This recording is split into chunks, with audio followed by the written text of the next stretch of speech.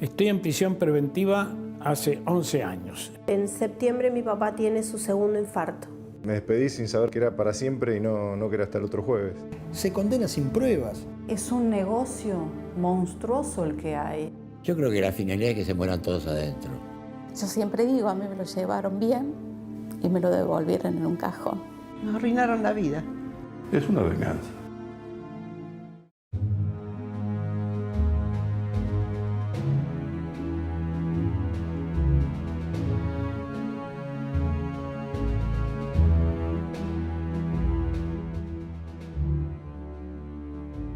Con la llegada de la democracia en diciembre de 1983, estas tres palabras comenzaron a tomar cada vez más fuerza y no era para menos.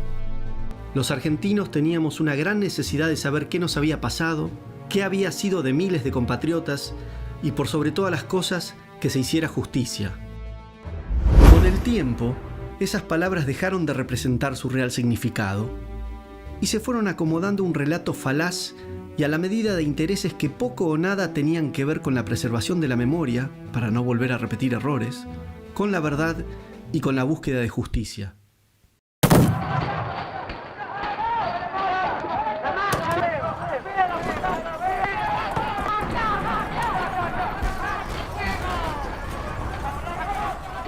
En la década del 70 vivíamos una situación en todo el hemisferio sur, Iberoamérica, África, el sudeste asiático, derivado de las consecuencias graves de las guerras mundiales que abarcaron todo el siglo XX. Y a partir del 47, es decir, 2 años después de la terminación de la Segunda Guerra Mundial, con la declaración Truman, habida cuenta que Stalin no cumple los compromisos de los tratados de Potsdam y Yalta, se inicia una nueva guerra mundial.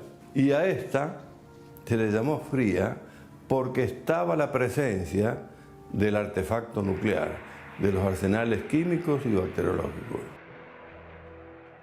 El artefacto nuclear quedó para disuadir solamente. Se llegó a la elaboración de la doctrina de la mutua destrucción asegurada. Pero como estaba impedido ese camino, se extiende el espectro de conflicto a las formas más primitivas de la violencia, el terrorismo. Y en la década del 70 estábamos en el cenit de esa guerra mundial, absolutamente diferente a las dos anteriores, que estaba planteándose un conflicto de culturas, es decir, una forma de vivir. Las repúblicas imperiales, que estaban inhibidas en el norte nuclearizado de emplear el artefacto nuclear o de agredir con los medios convencionales, pelearon su guerra fría como guerra caliente en el hemisferio sur. La Cámara Federal de lo Penal de la Nación se creó en el año 1971. Fue un diseño del ministro de Justicia, el doctor Jaime Perrió. Jaime Perrió había advertido que las fuerzas policiales y los juzgados federales, inconexos entre sí y desparramados por todo el país en donde se desarrollaban las actividades subversivas, estaban siendo superados ampliamente por la subversión y no eran eficaces. Entonces pensó en oponerles un organismo que tuviera el asiento o jurisdicción en todo el país. En realidad no nos tomó de sorpresa la disolución de la Cámara Federal, porque ya lo preveíamos allá en el mes de noviembre del año anterior. Tal como se daba el proceso político, era evidente que la victoria iba a corresponder a la fórmula Cámpora-Lima, que estaba secundada por un sector importante del terrorismo, y que era obvio que iban a tratar de poner en libertad a todas aquellas personas que habían sido objeto de condena por parte nuestra. Y por añadidura también se iba a disponer la disolución de la Cámara Federal, tal como ellos mismos lo habían adelantado. A partir de ese momento de la disolución de la Cámara Federal, se produce la libertad simultánea de todos los personajes de la subversión que vuelven a la calle. y produjeron un promedio en 8 años de 10.800 hechos de terrorismo. Había un promedio en algunos lapsos de 3 hechos de terrorismo diarios. Yo lo he visto a Kirchner seleccionar esos jueces y yo lo he visto a Kirchner reunirse con ellos antes de ser designados. No me lo contó nadie, estuve en todas las reuniones. Y lo que Kirchner les decía es, ustedes están para actuar con total independencia, nunca los van a llamar de la Casa de Gobierno. Así era, ¿eh? Y no estoy mintiendo, vayan y pregúntenle a cualquier juez de la Corte. Entonces ahí fue donde yo le explico a Kirchner que la cosa juzgada es una cosa firme, que no se puede volver otra vez atrás. Se modifica la Constitución sin llamar a constituyente, incorporando pactos internacionales. En este caso se incorpora el pacto de la imprescriptibilidad de las leyes de lesa humanidad. Pero si esa ley, en el momento que pasaron todos estos hechos, no estaba incorporada en la Constitución, obviamente estoy poniendo la ley en forma retroactiva. Pero, o sea que la retroactividad me la aceptan cuando es perjudicial para el reo, pero no la aceptan cuando es beneficiosa para el reo.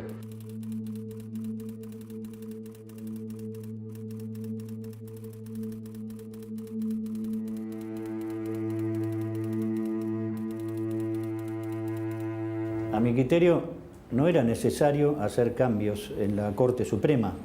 De hecho, los cambios fueron muy aplaudidos porque decían se terminó con la mayoría automática, pero la verdad es que fue hecho mediante un proceso que nunca se había visto en la Argentina. Siempre, hasta en los gobiernos de facto, se le permite o se le permitió a los ministros de la Corte renunciar o plantearle alguna disidencia frente a frente. Jamás se los presionó con llevarlos públicamente al escarnio del juicio político, como hicieron el gobierno kirchnerista a través del senador Falú, haciéndole un escrache público a los jueces y acusándolos nada más que por los fallos que habían dictado. La gente los aplaudió, pero nosotros que trabajamos en la justicia federal nos dimos cuenta que era una bajada de línea completa para toda la justicia federal, en especial la justicia federal penal.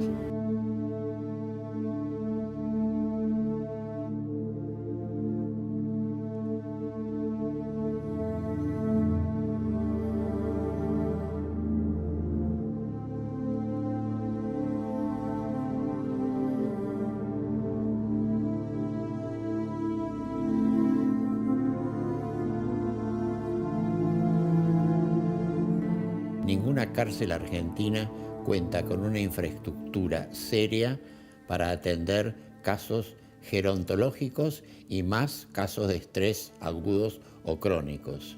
En los casos de lesa humanidad, lo que pasa es que son gente que muchos de ellos están sometidos a proceso, no tienen condena, ven que otros de iguales en delitos no lesa salen tranquilamente excarcelados y estos los mantienen pese a que hay una ley clara y precisa que dice que a los 70 años se los puede sacar.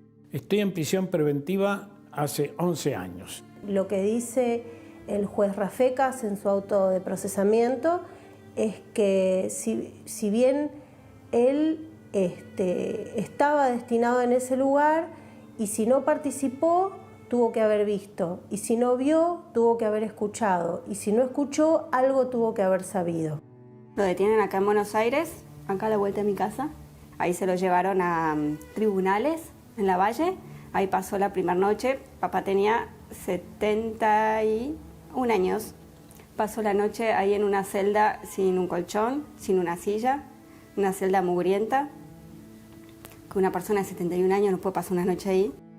Además, las cárceles argentinas están para este tipo de detenidos ubicadas en general lejos de las viviendas o de los domicilios familiares, lo cual dificulta el contacto de las personas mayores con sus familias, factor fundamental para tener en cuenta a la hora de poder considerar que tengan una vida digna.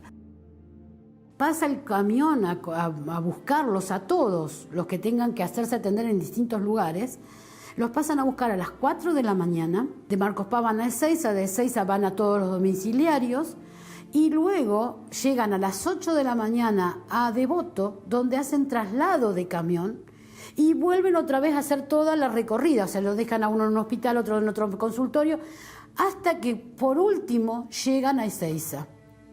Cuando llegan a Ezeiza, desde las 4 de la mañana, que estuvieron sin agua, sin comida, sin nada, llegan a Ezeiza a las más o menos 5 de la tarde y el médico que lo tenía que haber atendido ya no está.